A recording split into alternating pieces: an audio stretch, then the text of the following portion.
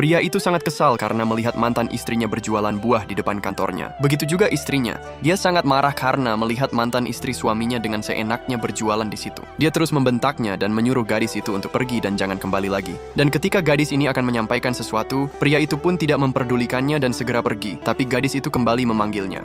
Ia pun berkata kepada si pria bahwa ia tidak akan berjualan lagi. Dia ingin membuka usaha karena dia sudah berhasil membuat produk sendiri. Tapi dia kesulitan di biaya. Gadis itu pun meminta tolong kepada suaminya untuk meminjam modal. Mendengar itu, istri pria itu pun menyuruh suaminya untuk tidak memperdulikannya. Dia pun mengajak suaminya untuk segera pergi. Tapi suami yang sebenarnya merasa kasihan kepada mantan istrinya pun ingin melihat produk apa yang sudah dia buat. Gadis itu pun segera menunjukkan produk ciptaannya. Setelah melihat produk mantan istrinya itu, si pria pun menanyakan berapa yang dibutuhkan untuk memulai bisnis produknya itu. Mantan istrinya mengatakan kalau dia membutuhkan uang 80 juta. Mendengar itu, istri pria ini pun sangat kesal dan mengajak suaminya untuk pergi. Tapi si pria yang kasihan melihat mantan istrinya pun bersedia meminjamkan uang untuk modal usahanya, tapi dengan syarat dia harus membuat surat perjanjian. Kebetulan mantan istrinya pun sudah membuat itu dan sudah ditandatangani. Setelah itu si pria pun memberikan kartu ATM yang di dalamnya berisi uang 80 juta. Setelah surat perjanjian itu diambil, mereka pun segera pergi. Sementara istrinya pun marah-marah karena suaminya memberikan pinjaman kepada mantan istrinya.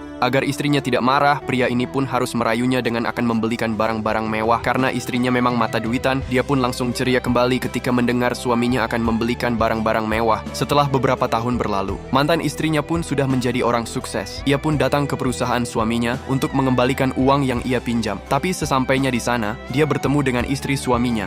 Awalnya dia akan kembali karena wanita ini mengatakan kalau suaminya tidak ada. Tapi wanita ini kembali memanggilnya dan memintanya untuk membayar hutang yang dulu. Akhirnya, mantan istrinya pun membayar hutang kepada wanita ini. Namun wanita ini tidak memberikan surat perjanjian yang dulu dia bawa. Setelah mantan istrinya pergi, pria itu pun datang. Tapi istrinya tidak memberitahu kalau mantannya barusan datang untuk membayar hutang. Pria ini memberitahu kabar buruk kalau perusahaannya kolab dan hampir bangkrut. Istrinya benar-benar licik. Dia malah menyuruh suaminya untuk menagih hutang kepada mantan istrinya. Sekarang kelihatannya mantan istrimu sudah sukses, Mas. Sekarang kamu cepat tagih hutang yang dulu kepada mantan istrimu. Akhirnya pria ini pun datang ke perusahaan mantan istrinya. Tapi dia tidak mengatakan kalau akan menagih hutang. Dia hanya mengatakan kalau dia ingin bertemu anaknya. Tapi karena anaknya sedang sekolah, akhirnya pria ini pun akan kembali. Namun istrinya tiba-tiba menyusul dan dengan liciknya dia menagih hutang dengan menunjukkan surat perjanjian yang dulu dibuat. Tapi sekarang mantan istrinya pun tidak mau mengalah lagi. Dia pun langsung merobek surat hutang itu dan memberitahu kalau dia sudah membayar hutangnya. Akhirnya kini pria ini pun tahu betapa busuknya istrinya yang sekarang.